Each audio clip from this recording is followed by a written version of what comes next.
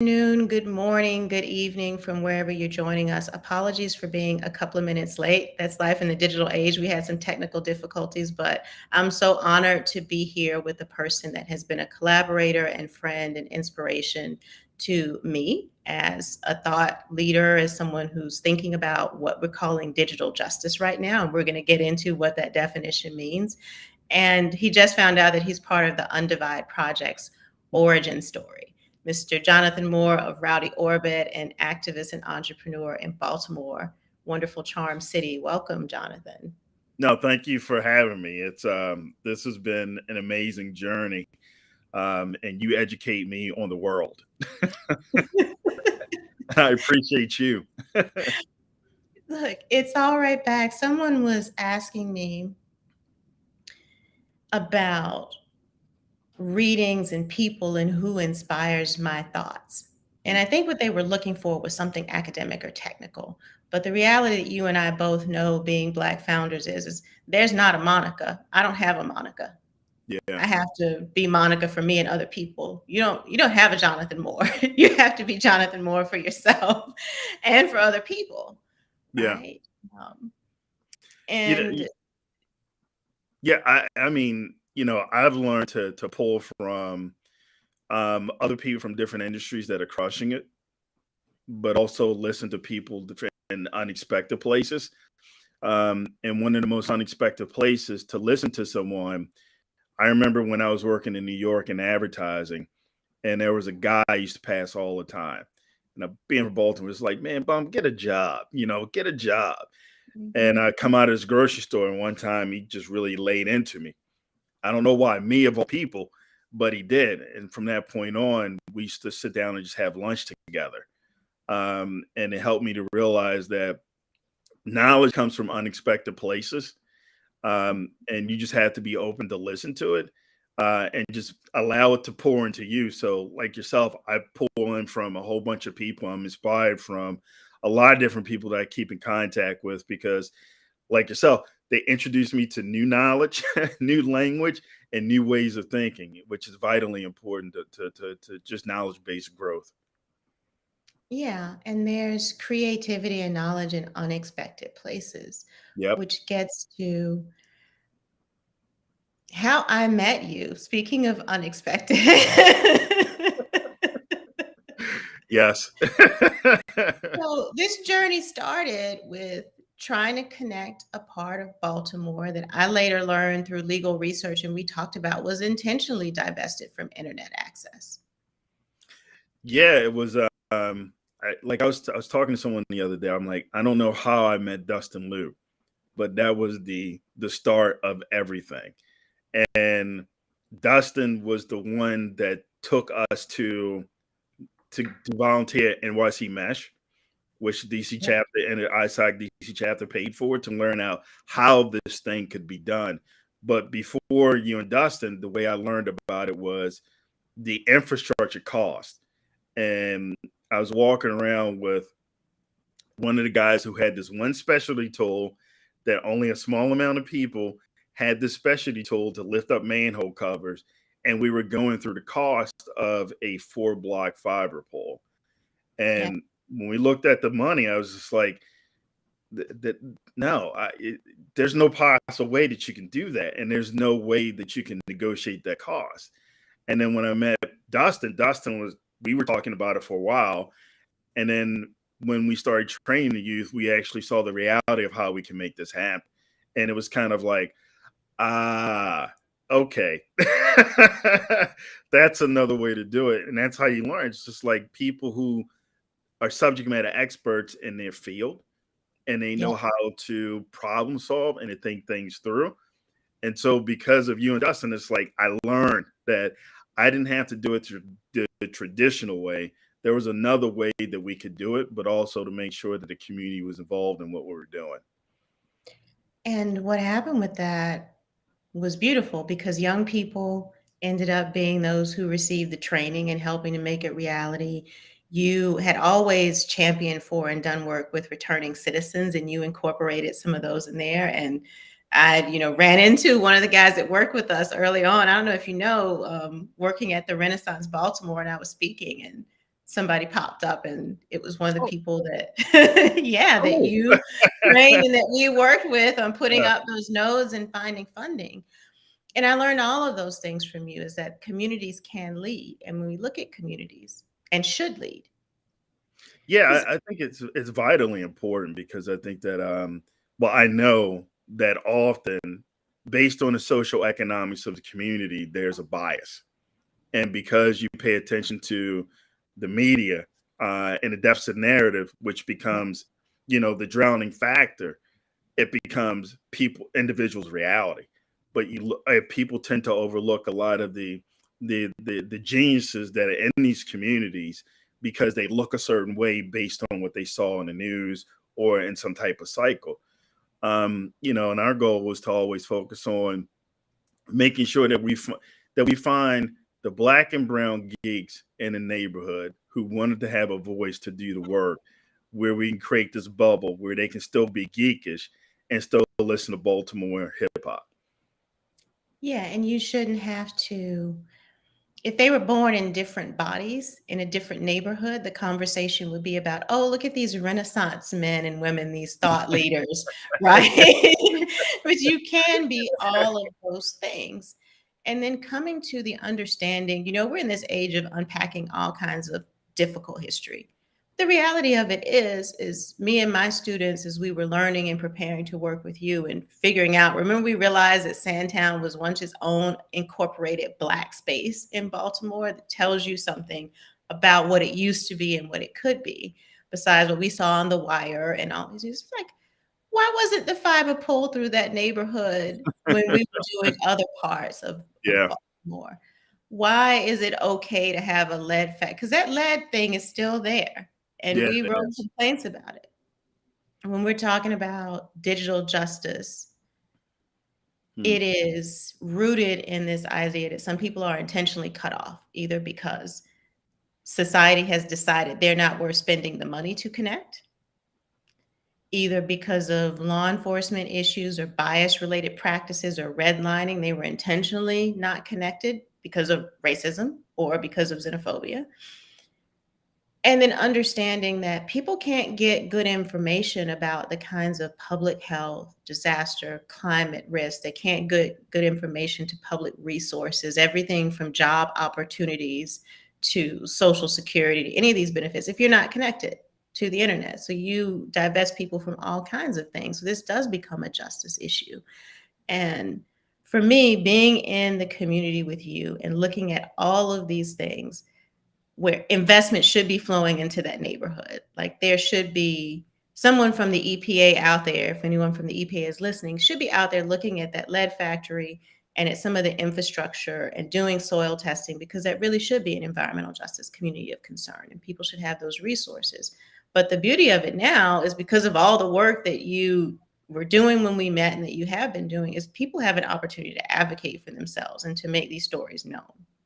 Yeah, they do, and we're not done by Good. the least bit, not by one bit, and what we do is just we're contributing to the larger narrative, and we're just trying to make sure that we own our piece.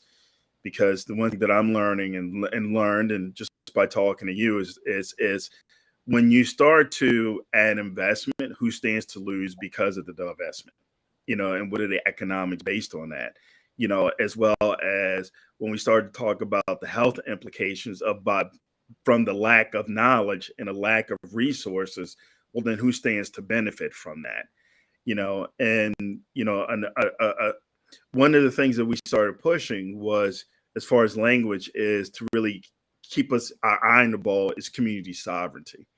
So how Yes. do we do this in a way where community can stand on its own, rather than constantly receiving investments, where we can switch the economics, where they can start to use the economics the way they see fit to solve their own problems from within rather than the outside in. And that's it's fun, it's challenging, it's scary, because you start to venture down a rabbit hole, because we're trying to figure out, how do we take this infrastructure and do it in a way where it becomes community ownership, in in multiple different areas that fit that community, to the point where we don't need to exist all the time. Yeah. Because one, we we hired people from neighborhoods that we were building because they understand the context of the community. Yeah. They speak the language.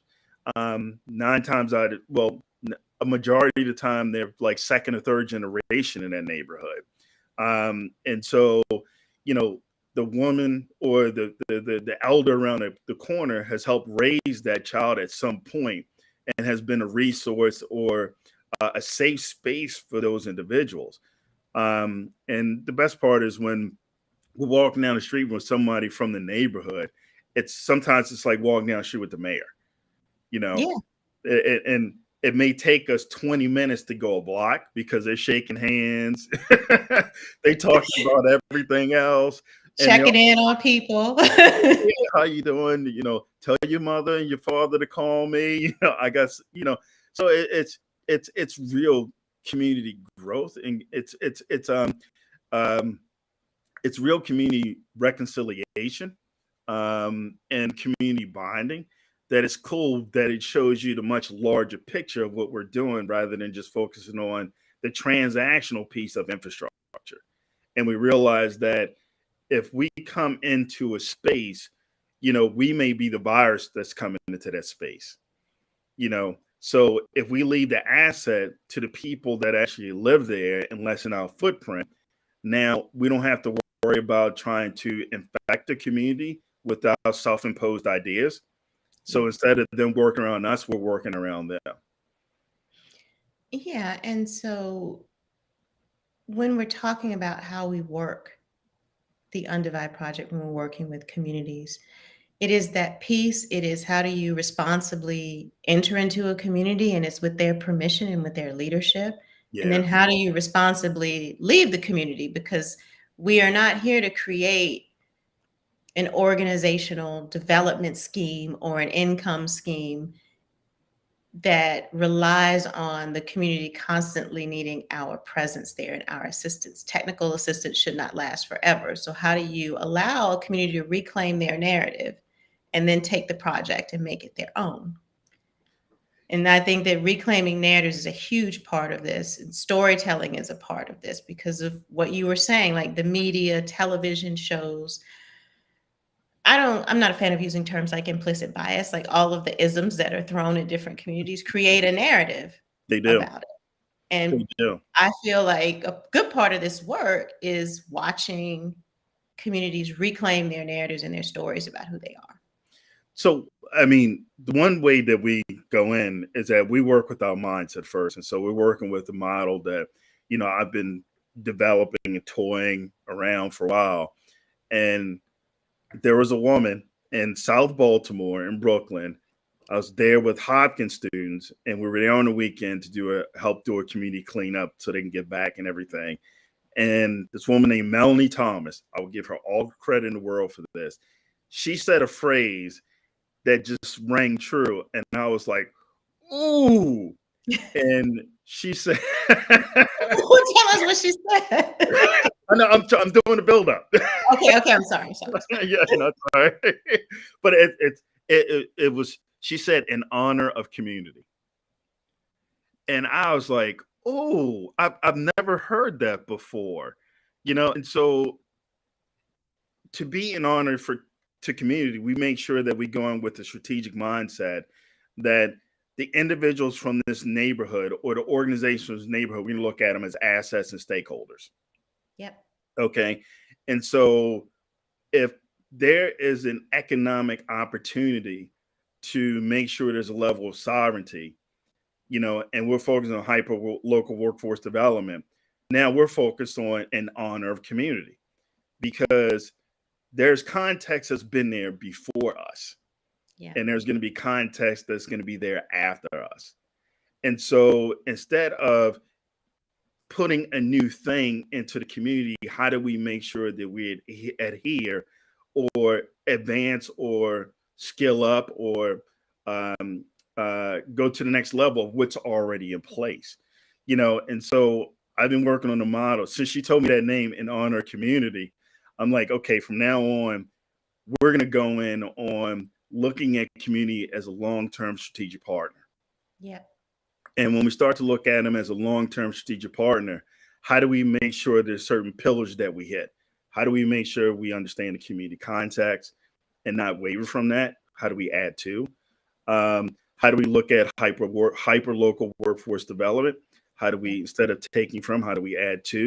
When we look at the economics, when we're looking at how the community defines sovereignty, and how do we look at it from a social terms of health standpoint of view? And so we make sure that we get our mind together before we approach community to understand that, to make sure that everyone is on the same page as servant leaders. But as being a servant leader, we have to make sure that we're in honor of community rather than just looking at community as a transaction. Yeah. So thank you, Ms. Thomas, because that's amazing. And you're talking about the model. I'm curious, what are some of the projects that you're working on right now? Because every time I check in with you, there's a new section of the neighborhood or a new section of the community or a new community that's getting connected. But as we're going to discuss, that's not the end of the story. But first, I want to know, what are some of the projects that you've been doing with Rowdy Orbit and its partners? So we're continually doing the digital divide here in Baltimore, and slowly expanding that footprint. There's also opportunities in California as well as over in Africa, Sierra Leone, to a point where individuals love the model that we're putting forward on, one, training local residents, and number two, once local residents are trained, to make sure we have a labor pool to maintain that infrastructure in place, as well as home connectivity, troubleshooting Wi-Fi hotspots, as well as a network. It's, how do we make sure that it becomes community owned? Over a certain amount of time, with up into anywhere up to a 7-year time span. And so working through those models, and we said, okay, we can start here in Baltimore, work out the model, make sure it works, make sure everything that we're putting in place, we're legally compliant, Yes. which is important to reduce liability, but also understand what are the long-term implications, to making sure this is not implications, but making sure this is sustainable, and what are the partners that we need in place just to do that.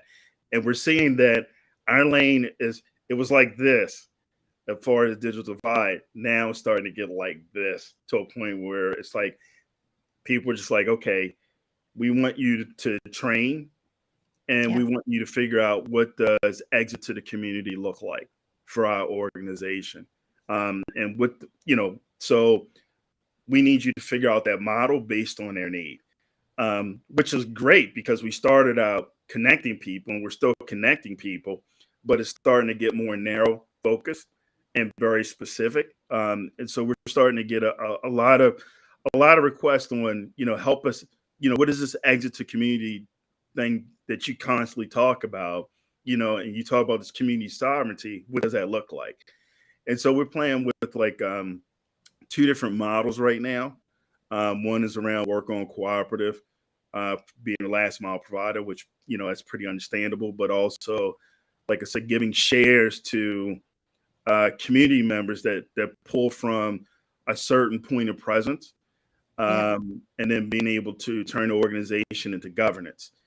So that way the economics can circulate to the neighborhood, but also how the local workforce can just stay where they live, because it's, like in a metropolitan city, taking a bus, two buses, it could be anywhere from an hour and a half, 2 hours. God, I mean, if it rains or if it snows, that's even longer. Even So longer. we keep people working where they live. And how does that look? How does the circulation of the economics help to build up the community? Because I'm making so much money where I live, why do I want to go across town and spend my money and waste all that time? Right, because of transportation apartheid, and because of outsized risk we're in the age of climate risk and pandemics. And, Yep. I love that. I love hearing what you're doing, because I think we both evolved from the space of, when we met, was like, oh, we got to connect people. And now it is about, okay, because the federal government now has this broadband initiative and ACP and all of this big dollar spending, a lot of people are interested in doing work to connect people, and that's fine. The quality and nature of those connections are a different conversation once some maturity has come to what the government is doing. But I know for us, similar to you, complementary but similar narrowing of trajectories is sort of like, okay, because this digital divestment has been going on for so long, it is developing workforce, but it's also giving people digital literacy skills, the ability to imagine and build new economies within their neighborhoods and build different components of resilience. Because for me, the transportation apartheid, the public health apartheid, the access to critical information in this age of climate change about risk doesn't land in those communities. So, how do we, again, responsibly enter the community and build on what you've already done, which has gotten them networked and connected and now starting to think about these things to develop the kinds of solutions that they want to address those issues? And so we've had, just starting out, a great time doing some discovery work Mm. with pilot communities. We're working in a place in DC and a place in Louisiana, and another community in Virginia has come forward.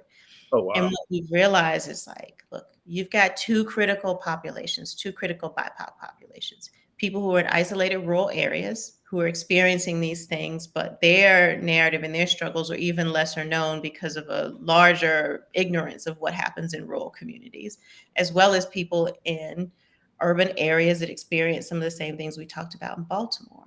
And it's, one group of people wanted us to do, we're going to have an official release of the Story Map project, where we did research on everything from sea level rise, urban heat Oh, wow. islands, Wow. which you have where you Yeah. live, urban heat islands, connectivity rates, poverty rates, and laid it out all on a map with supplemented by interviews and feedback from the mayors of the unofficial mayors of those communities to help people understand how they came to be in this situation, but a good map that they could use for stakeholders and government officials and advocacy to say, like, this is what life looks like in our neighborhood. And it is not something intrinsic about us. It is the following external factors that have created this risk. And we want this advocacy tool because we have a set of solutions in mind. We needed the evidence to back up the reasons why we want our solutions, right? You And know, then that's pretty badass. You know, it is, because it's giving community the quantitative and qualitative data to be in the conversation and not be discounted based on them changing the language to exclude people. yeah, You know, and it's all rooted in facts, and it's rooted in science. And it's hard for someone to refute that unless they're going to spend money, as much money as they want to spend. But at some point they spend too much money, then, the ROI just isn't there to make the case. And that's the thing that I love is there's a high level of educated people that, or individuals that are looking to give back to community in a way to push community into action. But here's the information that you need to be in action, and this is how you utilize that information, rather than being told on what's best for you. I'm gonna tell you what's best for you, and yeah, I'm not even up from around there. right. And and that's the problem. You Right. see it all the time, and it's just like, okay, well, here's the data that I received, and based on the data that I received from my comfortable office, it's air conditioned, where This the is what's power doesn't. wrong with you. This is your problem, and here's how I'm going to fix it. Right. Or, yeah, I'm going to fix it for you and I'm going to receive the funding and I'm going to Yeah, dole out the solution that I think is right. Whereas there's a ton of agency in this community. Folks are organized into councils. They've had advocacy efforts of varying levels of success. They've had media attention of varying levels of success. But what they lacked was that instant credibility that some people get. yeah, And so the tool that was needed was, no, I'm not from around there, but I'm going to be around there for quite some time, at least 2 years. And me and students and consultants from the Undivide Project, will spend the summer being hot right there with you, walking around, testing ambient air temperatures, checking the air quality sensors in the neighborhood, and collecting all of this data and not putting it behind a paywall in some article that you can't access to read, that you don't own or can't even access the data. We're going to put in something everybody knows how to use. Everybody knows how to read a map, whether you know how to do the paper map or if you're used to Google Maps or Apple Maps, you understand conceptually what a map is, which makes it a Mm-hmm. good delivery tool. And we do policy work. You know, I am no stranger to being critical of how policy government works, to say, this is how you can deliver actionable support to communities. Rather than saying, I have a giant pot of money that I'm going to fling out into the ether and hope it lands where I want it to land. Like, here are some very simple regulatory, policy, transparent, legal things that agencies and government and big philanthropy can do to actually help communities come up with their own solutions. And so we do things like that. And then, another community wanted storytelling Mm.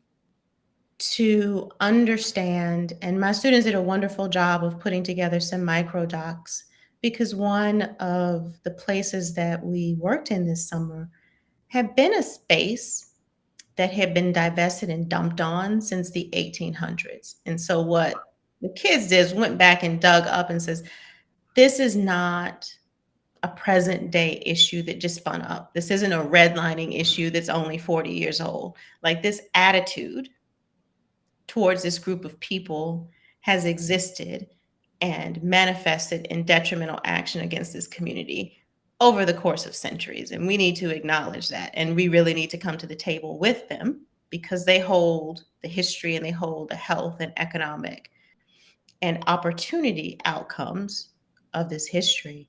And Yep. so when I see someone like you that are building these things and laying down the local framework, for me, that provides an opportunity to add to what's there and say, now that you're thinking about creating these new economies and ways of thinking, how do you want to start reclaiming your narratives, and how do you want to advocate for these other solutions to truly help you be a resilient and sovereign community? Yeah, And I and just think that's so cool. we appreciate that. I mean, from our standpoint of view, and just you and I having a conversation, you know, that it sounds great, but sometimes to put it into execution, it's harder than what it actually is, because people have to see the value in it. Right. You go actually from being a consumer to actually being a producer and a builder. And some people understand that, some people don't understand it. Some gatekeepers, and there are people that you have to get permission from. It may take some time, and I have to consistently be cognizant of the language that I'm using based on the circle. So I don't seem as if I'm elevated above anyone, but make sure that people understand it, but also making sure I'm available for questions, regardless of, you don't know what you don't know. And there's Yeah. no such thing as a stupid question. But sometimes people can feel like, well, I don't want to ask this because it feels stupid.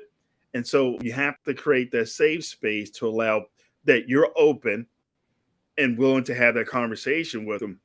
And sometimes explain it 4 different ways to where it resonates.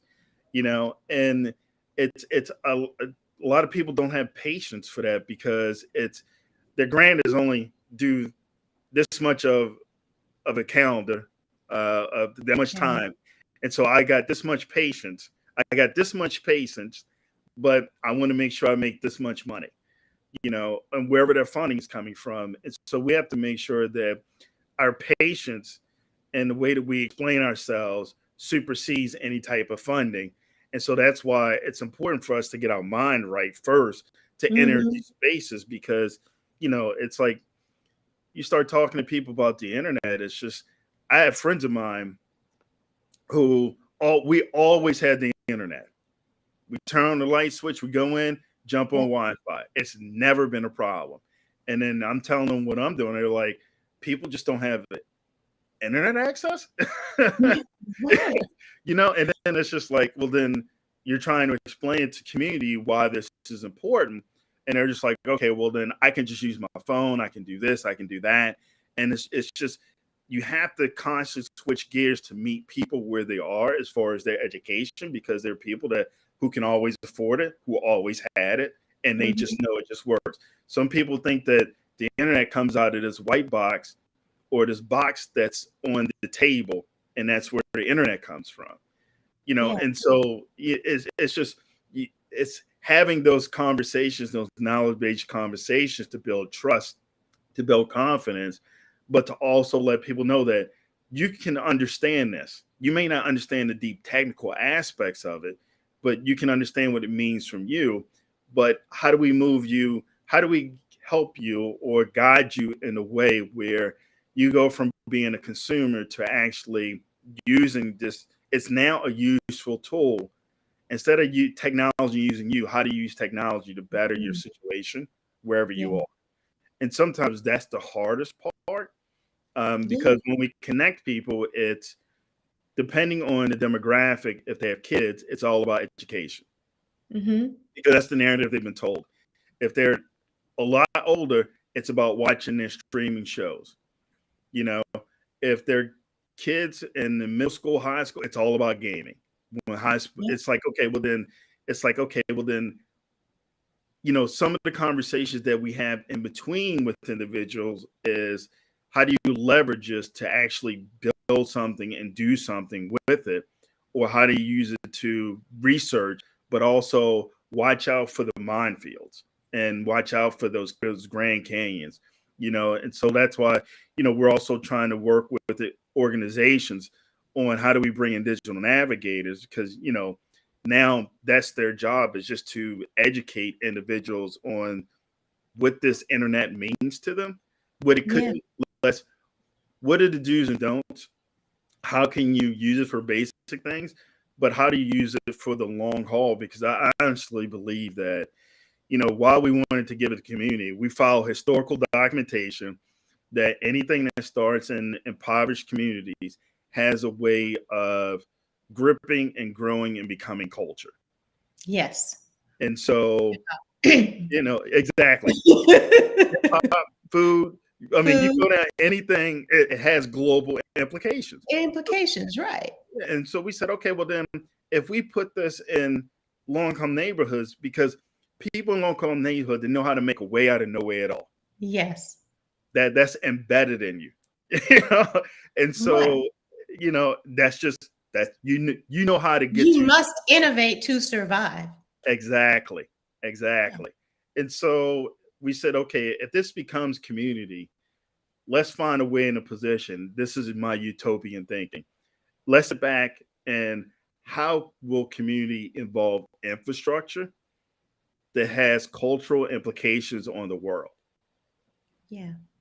And let's give them as much knowledge base as we possibly can. Sit back, not let them fall, but be able to pick communities up and give them the knowledge base, but also keep them caring and watch them grow this thing. And what's going to come out of it? And so there's a certain point where I'm excited to become the listener again, and the active learner, to see Mhm. how people are engaging with the internet, and how this new digital society that they've been pretty much absent from for some of them their whole entire lives, or for the younger generation, it's either, I use my cell phone, my minutes, or I use school, the library, a fast food joint, or wherever I can get a hookup at a free Wi-Fi hotspot. How are they using it, not from just being a consumption, but starting to build? And how Mhm. will it spark ideas? And so, it's I'm excited for that, and I think that it can organically happen, and at some point, I don't know how I came up with that's what I want to do, but I think that's vitally important, is to be able to step back and listen, because there are lessons to be learned. Yeah, I agree with you. It's one of the reasons, people who work with me don't understand is that because the way we're structured, I have the benefit to sometimes just be, just to go into the communities who allow us and just be. So the Hmm. people say like, well, why are we out here at this garden cleanup, or why are we at the street festival in the neighborhood, or why are we doing this, digital skills training for seniors? That doesn't have anything to do with our mission. It has everything to do with our mission, Yeah. because we are treating the community as our peers. We're treating the elders in that community as our superiors, which is their rightful hierarchy in any responsible society. But we're learning about them. How do they speak? Because Yeah. many of the communities that we work in have people, parachute in, do something to meet grant requirements and then disappear, or they, had their data or their information misused, or they've been abused by it. There's a trust piece there, there's a patience piece there. But there is just being responsible and understanding how people communicate. So when the moment comes to start talking about all of this wonderful terminology that I'm throwing out, digital justice and divestment and all these things, I understand how people in that space operate so that I can operate like them. Because, like you, I truly believe, I look at some of these people and we're talking about Web 3.0 and blockchain and crypto, and sometimes conflating all these things. So we have highly educated people, not truly understanding it. But it's like, if you think we made new worlds with social media and Web 2.0, and the folks that we're talking about were not included, or they were included in a way that was consumptive. Hmm. Now there's this whole other opportunity here that people are starting to construct, and there's a wonderful chance to bring in all of these innovators and thought leaders in their own right into the space, so that it's not just a place of prospecting and capitalism and building cool games and real estate, or learning how to, develop new currencies and create new economies in a digital space, but also having a wide variety of participation. Because I agree with you, when you start these things in these kinds of communities, the amazing amount of innovation and creativity will come from that, will take this entire space into a different direction if they're just given the information and the opportunity to use it in ways that they think are right for them, but the rest of us may not even be able to see because of where we're sitting. And I think that's exciting stuff. Yeah, it is. It's incredibly exciting. It's incredibly, it's it's beyond cool, beyond the birth of cool, because you're putting something useful and meaningful in a neighborhood or community that's going to become theirs, and they're going to evolve it. Yeah. You know, and you just get back and you sit back and like, oh, I didn't think of that. I didn't really see that coming.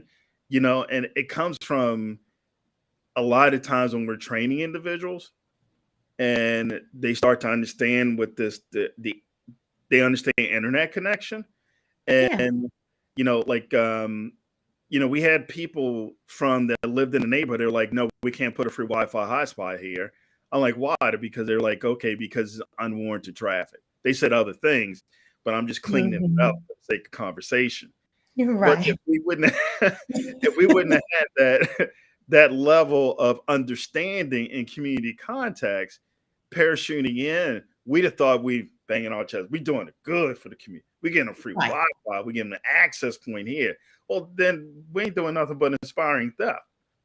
You know, you know. And Right. so, And more policing, more theft and more policing, which are two things that none of these exactly. communities need more of. No. Okay, then this place is going to complain. It's more loitering. Whomever's going through their neighborhood, if they want something, they're going to go get it. And so it's like that feedback and understanding is important. It's like, oh, we really need to think about before we do this, because if we do this, let's look at what can happen afterwards. But also, when training people, it's like, and they understand the interconnection again, it's like they find efficiencies in the work, Yeah. and they find ways to do things, or sometimes they find ways to take out. We have a 5-step process. Well, on this building, we only need a 3-step, you know. Mhm. But since I'm not up on the roof all the time, for me, it's a 5-step, Right. and then it's empowering the people on the ground that are actually there on a day to day to make decisions, and that whole thought process came from Zappos. And I was shocked when first time I called Zappos and customer service. I thought I was, I was all puffed up and energized and ready to Yeah. go through the fight and make my case. And they're like, "Oh, okay, cool. We'll send it back." It's like, that's it. They're like, "Yeah." And I learned about Zappos and how Zappos and how they let people on the phone, customer service, make the decisions because they're the boots on the ground, the policy around them. And I was like, okay, well then, wow, we should really, really think about that and Yep. make sure that's a part of what we're doing because, now we're listening to boots on the ground, which is, and we should also listen to community and listen to what they have to say because they'll tell us what they want and what they don't want. And so Exactly. let's factor that in, but let's educate people about what we're doing and how we're doing it. Like when we're building, I usually have one person that's boots on the ground that can explain what we're doing to anyone that walk past that asks, "What are you guys doing?" And I'm like, that's your job is to hold the ladder, watch the tools, and to answer questions when someone walks past and ask a question because people always want to know, what are y'all doing? You Yep. know, what are you doing? Why are you doing it? And if we're there long enough, we can eventually get them signed up. You know, Right. so Because it's making sure that we're also in relationship with community rather than being, this is what we're doing. Get away from me. right. Than being a visitor or an interloper in some cases. That's a good Scrabble word. Because it's what are we used to seeing when utility companies come? It is to be an interloper Yeah. or to deliver something specific without any community engagement and then leave. And so if you're in that community and that is the visual narrative you're used to experiencing, getting to see and engage with something different is a tremendous opportunity to say like, oh, this isn't something that's happening just for this one day that's going to give me a marginal amount of improvement to my life. This is someone who is coming to work with us on something that could have long-term impacts that I can't see yet, but maybe I want to learn more about it, which Yeah. is And something I took from doing humanitarian work. Like there is a reason why humanitarian workers work on 2-year contracts. Like you can't go somewhere and stay for less than 2 years. wow. And that you have these guidelines about community primacy, community sovereignty, applying certain standards of care when you're interacting with people. It's because, Mm, look, sometimes it takes 6 months in some communities for them to believe that you're not involved with law enforcement and are there to do something different because of experiences. And you have to know that about yourself. I had to yeah, learn that about myself, that yeah, sometimes coming from a legal background and that affectation, there's a way that you dress. Some of the kids told me quite honestly, they're like, you rolled up in a black SUV with a dark suit on. You look like a narc. It took us a while to figure out that you were not here to do we something else. we made that mistake one time. We were it was we were in Cherry with South Baltimore, um, and we were on a blacked out tinted SUV Uber, and so the Uber pulls up. And he's like, "Okay, you guys can get out." We're like, "No, we're not getting out." No, we're not. So it's about 40 some people standing on the corner in the middle of the day. And we're just like, "No, we're not getting out." We're like, "No, you need to take us a couple blocks up the street." So I'm like, if we get out, it's a problem. It's going to be a difficult negotiation. There ain't gonna be no negotiation. It's like, okay, I hope you're not slow. Right. Don't be that guy. Yeah. So yeah, I mean, you're absolutely correct. It's a way that you enter. It's a way that you you dress. It's a way that it's all in the approach. It's all in the approach and letting people know that they can feel secure that you're going to stay there. And Yeah, so I took that 2-year minimum because when you sit back and you think from the understanding community and getting to know people so that, as you said, you can get your mind right, that you approach this from the correct mindset and level of openness to allow them to lead.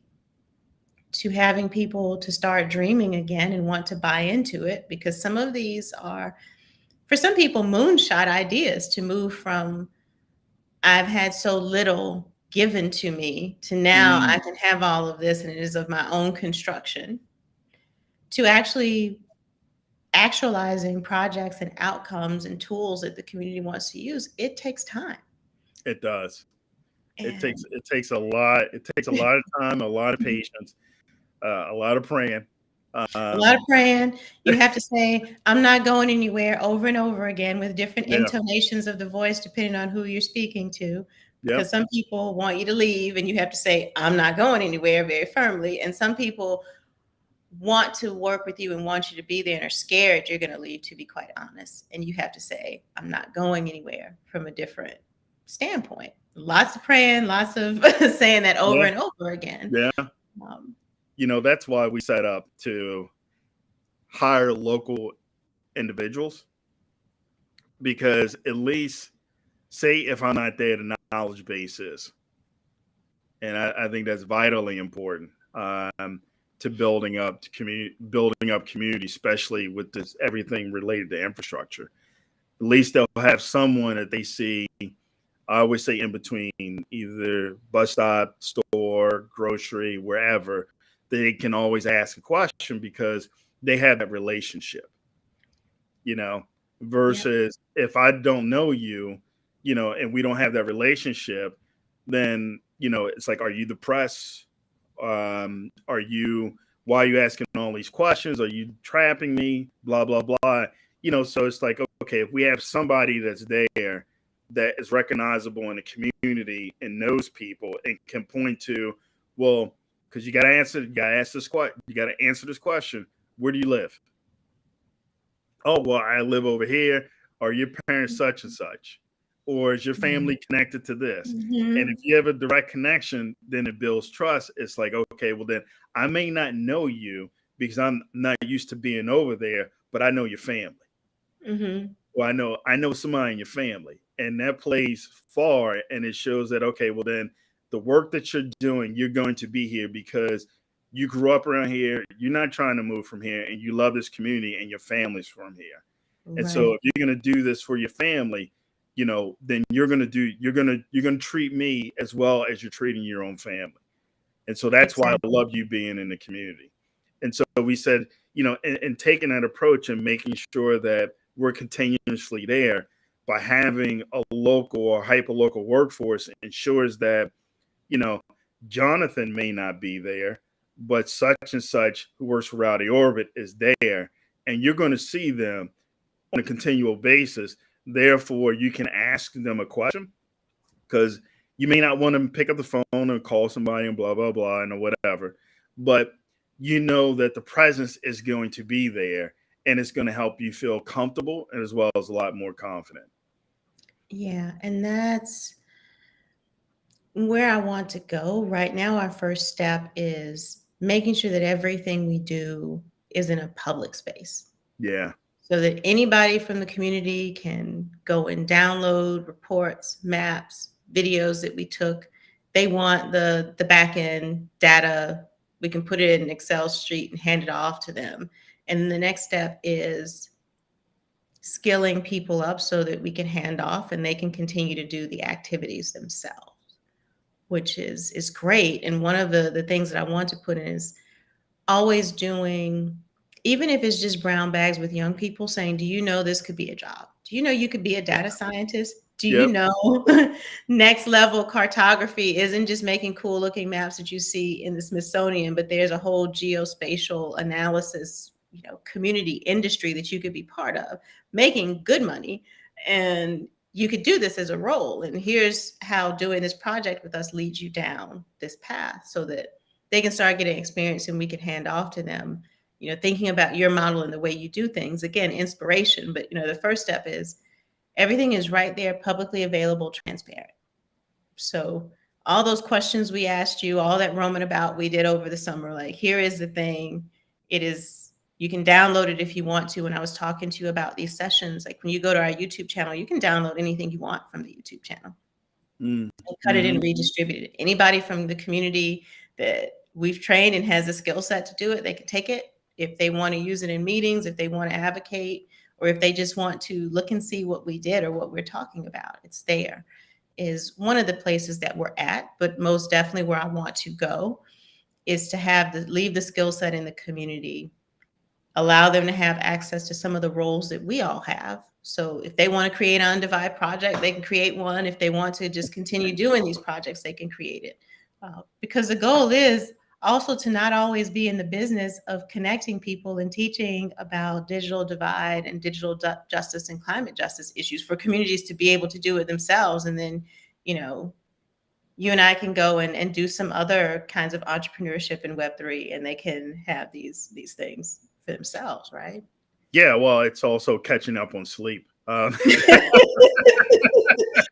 Empowering you. people so We talked about self-care. That's you in the not sleeping. That's not me. yeah.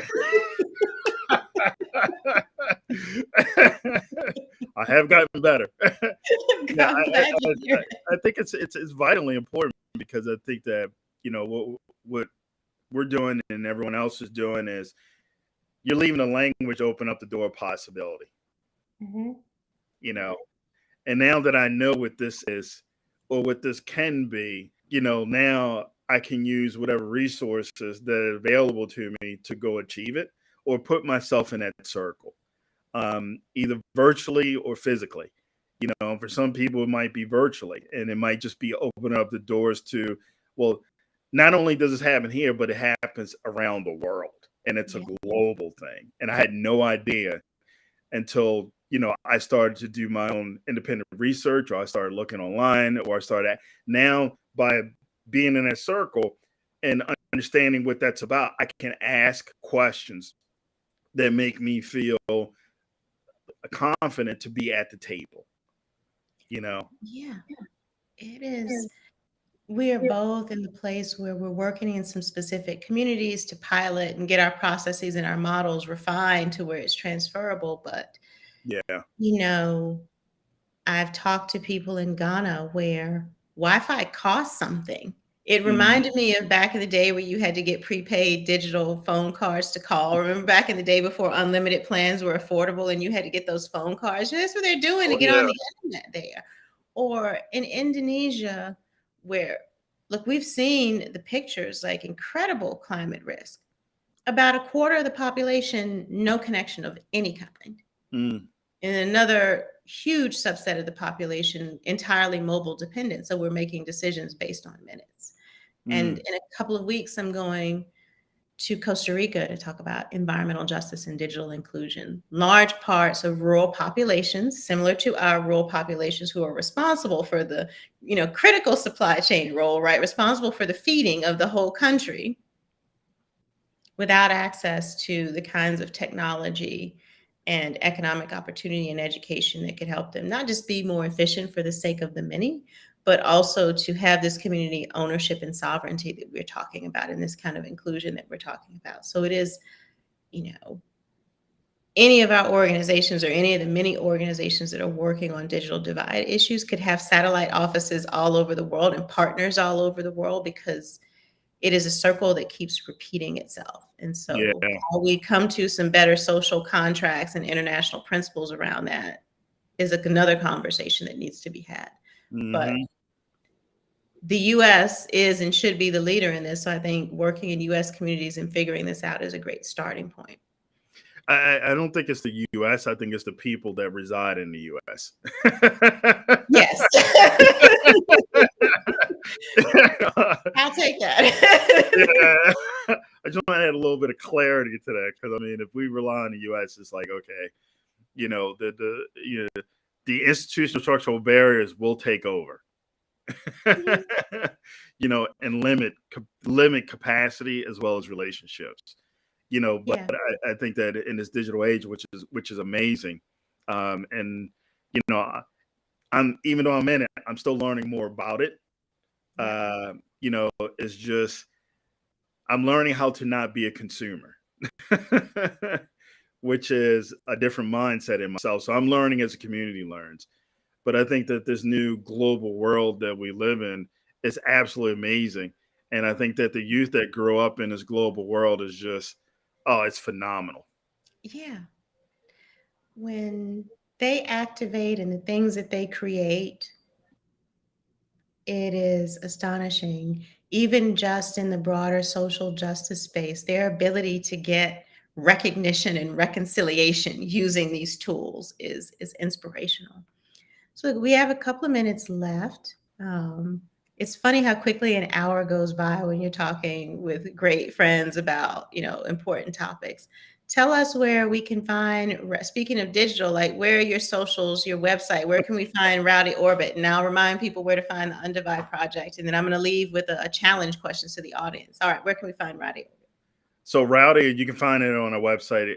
It's RowdyOrb.it. So the name is the URL. Very active on LinkedIn. So you can find us on Rowdy Orbit on LinkedIn. And you can definitely find us on Twitter at Rowdy. Everything's at Rowdy Orbit. So it's not a shock that everything that I say is Rowdy Orbit. Yeah, so that's where we can be found, and people can email me directly at jmoore at RowdyOrb.it. Again, the name is the URL. All right, I just put all of that in the Cool. chat and it will show up on the channel so that people can access it. And same here, I have the URL in my name. If you want to learn more about any of our projects, check out our maps, our policy recommendations, and who we are and where we're going next as we address climate times digital justice. And again, similar to you, Twitter, LinkedIn, Facebook, YouTube, it's all at Undivide Project is where you can find us.